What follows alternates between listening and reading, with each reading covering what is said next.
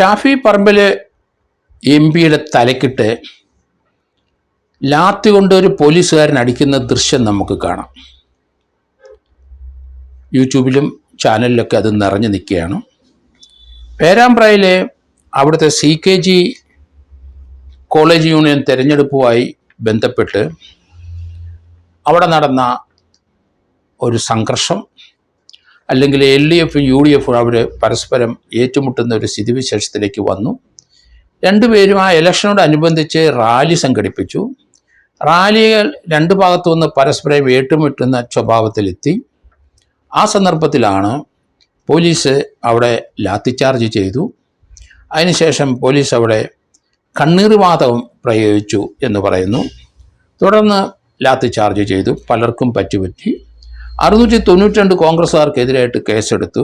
8 കോൺഗ്രസ് നേതാക്കളും അതിൻ്റെ പ്രതിയാണ്. ആ പ്രതിക്കൂട്ടത്തിൽ ഷാഫി പറമ്പിൽ MP ഉണ്ട്. ഷാഫി പറമ്പിൽ MPയെ അദ്ദേഹത്തിൻ്റെ മുന്നിലും പിന്നിലും ആൾ നിൽക്കുമ്പം അദ്ദേഹത്തിൻ്റെ മുന്നിൽ ഒരു നിര ആളിൻ്റെ പിന്നിൽ നിന്ന ഒരു പോലീസുകാരൻ മനഃപൂർവ്വം ലാത്തി കൊണ്ട് ഷാഫി പറമ്പിൻ്റെ തല നോക്കി എത്തി 2 പ്രാവശ്യം അടിക്കുന്നത് നമുക്ക് കാണാം. ഇതെന്തിനാണ് ചെയ്തത്?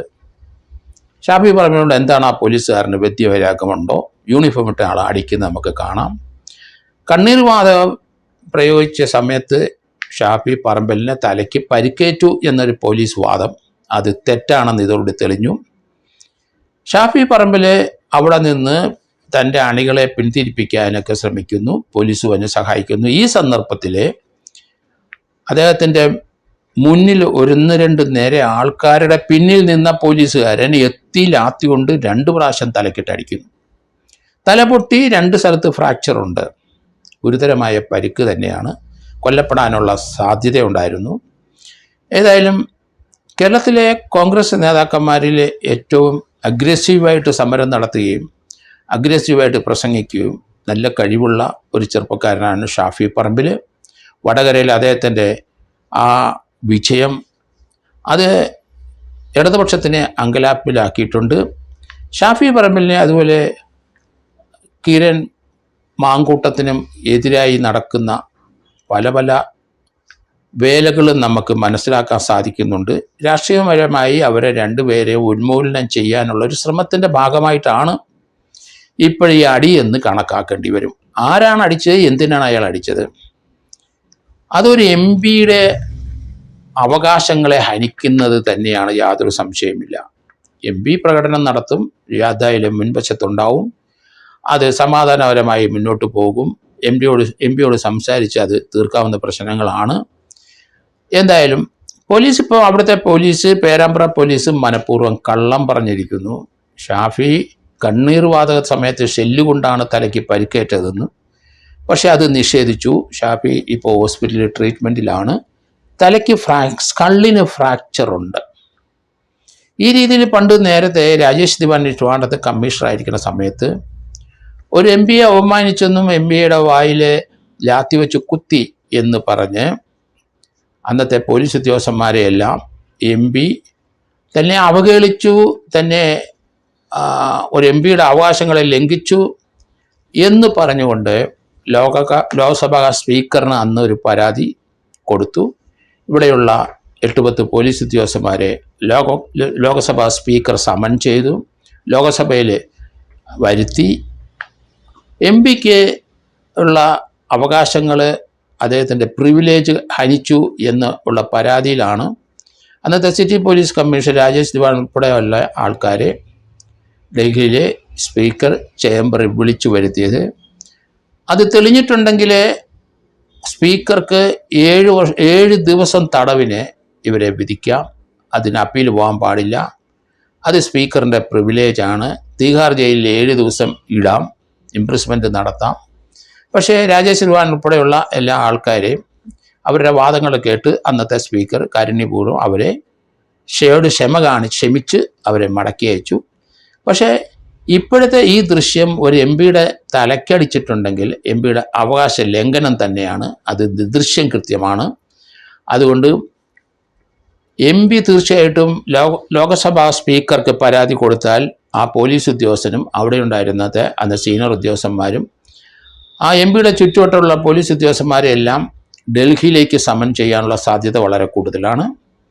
അങ്ങനെ സമൻ ചെയ്തു കഴിഞ്ഞാൽ ഈ അടിയിച്ച പോലീസുകാരന് തീർച്ചയായിട്ടും തിഹാർ ജയിലിൽ ഒരു ദിവസം ഒരാഴ്ച കിടക്കേണ്ടി വരും എന്ന് ഞാൻ സംശയിക്കുന്നു. കാരണം നിയമങ്ങളും ലോകസഭ സ്പീക്കറുടെ അധികാരങ്ങളും അങ്ങനെയാണ് പോകുന്നത്. അതിനെ സുപ്രീം കോടതിയിൽ ചലഞ്ച് ചെയ്യാൻ കഴിയില്ല. ലോകസഭാ സ്പീക്കർക്ക് ആരെ വേണേലും ഇതുപോലുള്ള സന്ദർഭങ്ങളിൽ കുറ്റം തെളിഞ്ഞാൽ ഒരാഴ്ച തിഹാർ ജയിലിൽ ഇടാം. അതുകൊണ്ട് ആ പോലീസ് ഉദ്യോഗസ്ഥനെ ആരാണെന്ന് എത്രയും പെട്ടെന്ന് കണ്ടുപിടിക്കണം. കാരണം കേസും കൗണ്ടർ കേസും ഇടതുപക്ഷത്തിനും വലതുപക്ഷത്തിനെതിരായിട്ട് എടുത്തിട്ടുണ്ടെങ്കിലും കേരളത്തിലെ യുവ നേതാവായ എം പിയെ അപമാനിച്ചതും തലക്കിട്ട് മനഃപൂർവ്വം അടിച്ച് കൊലപ്പെടുത്താൻ ശ്രമിച്ചതിനും തീർച്ചയായിട്ടും പ്രക്ഷുബ്ധമാണ് കേരളം. കോഴിക്കോടും തൃശ്ശൂരും കൊല്ലത്തും ചവറയിലും തൊടുപുഴയിലും ഒക്കെ വളരെയധികം പ്രകടനങ്ങൾ നടന്നത് നമ്മൾ കണ്ടു. ഏതായാലും പോലീസ് ഉദ്യോഗസ്ഥന്മാർ രാഷ്ട്രീയം കളിക്കരുത്. കാരണം ഇത് രാഷ്ട്രീയം കളിച്ചു. ആ പോലീസ് ഉദ്യോഗസ്ഥൻ തലക്കിട്ട് അടിച്ചത് അയാൾ മാത്രം അത് പോലീസ് ചാർജ് ചെയ്തതിൻ്റെ ഭാഗമല്ല. വെറുതെ നിന്ന് സംസാരിക്കുന്ന സമയത്ത് അയാൾ മനഃപൂർവ്വം തലയ്ക്കടിച്ച് 2 പ്രാവശ്യം അടിച്ചു. അതുകൊണ്ട് അയാൾക്കെതിരായിട്ട് അറ്റംപ്റ്റ് ടു മർഡറിന് കേസെടുക്കണം പോലീസ്. അതാണ് ചെയ്യേണ്ടത്. ഷാഫിയുടെ മൊഴി വാങ്ങിച്ച് കേസ് രജിസ്റ്റർ ചെയ്യണം, അയാളെ അറസ്റ്റ് ചെയ്യണം. തീർച്ചയായിട്ടും അങ്ങനെയുള്ള പോലീസ് ഉദ്യോഗസ്ഥർ ഉണ്ടെങ്കിൽ അവരും കുറ്റവാളികളായിട്ട് മാത്രമേ കണക്കാക്കാൻ കഴിയുള്ളൂ. അതുകൊണ്ട് പോലീസ് ഇതിൽ നിന്ന് ഒഴിഞ്ഞു മാറിയാൽ ആ പോലീസ് ഉദ്യോഗസ്ഥനും ദൂഷ്യം ചെയ്യും. കാരണം അവിടുത്തെ സീനിയർ ഉദ്യോഗസ്ഥൻ ആരാണ്, അയാൾ സ്വമോട്ടോ ആയിട്ടൊരു കേസെടുക്കുന്നതാണ് ഉത്തമം. എം പിയെ അവഹേളിച്ചും അവമാനിച്ചും എം പിയെ കൊല്ലാൻ ശ്രമിച്ചതുമാണ് കേസ്. അതിന് മൊഴി പകർത്തി കേസെടുക്കുന്നതാണ് നല്ലത്. ഇല്ലെന്നുണ്ടെങ്കിൽ പാർലമെൻറ്റിൽ എല്ലാവരെയും സമൺ ചെയ്യാനുള്ള സാധ്യത വളരെ കൂടുതലാണ്. അതുകൊണ്ട് ഈ രീതിയിലുള്ള പെരുമാറ്റം ഒരു പോലീസ് ഉദ്യോഗസ്ഥൻ ചെയ്യാൻ പാടില്ല. രാഷ്ട്രീയം നോക്കി തങ്ങളുടെ രാഷ്ട്രീയ ചിന്തയ്ക്ക് അനുസൃതമായി പോലീസിനെ ദുരുപയോഗം ചെയ്യരുത് എന്നാണ് ഞാൻ പറയുന്നത്. മാരകായുധം ഉപയോഗിച്ച് അക്രമം നടത്തിയെന്ന് ഷാഫി പറമ്പലിന് ഉൾപ്പെടെയുള്ളവർക്കെതിരായിട്ട് കേസെടുത്തിട്ടുണ്ട്. ഇടതുപക്ഷത്തിന് നേതാക്കന്മാർക്കെതിരായിട്ട് കേട്ടിട്ടുണ്ട്. പേരാമ്പ്ര CKG കോളേജ് യൂണിയൻ അനുബന്ധിച്ചുണ്ടായ തർക്കങ്ങളാണ് ഈ സംഘടനത്തിലേക്ക് വന്നത്. അതൊരു സംഘർഷമായിട്ട് അവിടെ നിലനിന്നു. അത് ശമിപ്പിക്കാൻ പോലീസ് ലാത്തിചാർജ് ചെയ്തു. പിന്നീട് അവരെ അവിടെ കണ്ണീർവാതം പ്രയോഗിച്ചു എന്നൊക്കെ പറയുന്നുണ്ടെങ്കിലും അതിൻ്റെ ഭാഗമായിട്ടല്ല ഈ അടി എന്ന് നമുക്ക് കൃത്യമാണ്. എന്തിനാണ് പോലീസ് എല്ലാവരും തലക്കിട്ടടിക്കുന്നതെന്ന് എനിക്ക് മനസ്സിലാകുന്നില്ല. കാരണം ദേഹത്ത് ലാത്തിചാർജ് ചെയ്യുമ്പോൾ ദേഹത്തടിക്കുക, നമ്മൾ കാലോചിതമായിട്ട് നമ്മൾ മാറണം. പോലീസിനെ പഠിപ്പിച്ചിരിക്കുന്നതൊക്കെ ഇങ്ങനെയായിരിക്കാം. ലാത്തിചാർജിൻ്റെ സമയത്തുള്ള ആ രീതിയിലല്ല ചെയ്യേണ്ടത്.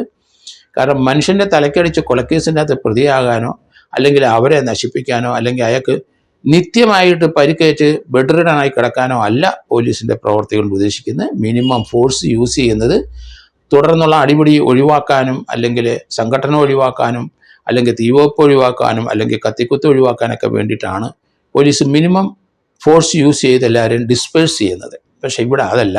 വെറുതെ നിന്ന എം പിയുടെ തലക്കിട്ട് ഒരാൾ മനഃപൂർവ്വം യൂണിഫോം ഇട്ട് അടിക്കുന്ന ദൃശ്യം അത് നമുക്ക് കാണാൻ സാധിക്കുന്നുണ്ട്. അടിയന്തരമായിട്ട് ആ പോലീസുകാരനെ സസ്പെൻഡ് ചെയ്യുകയും അയാൾക്കെതിരായിട്ട് അറ്റംപ്റ്റ് ടു മർഡറിന് കേസെടുക്കുകയും ചെയ്യുന്നതാണ് ഉത്തമം എന്ന് ഞാൻ കരുതുന്നു.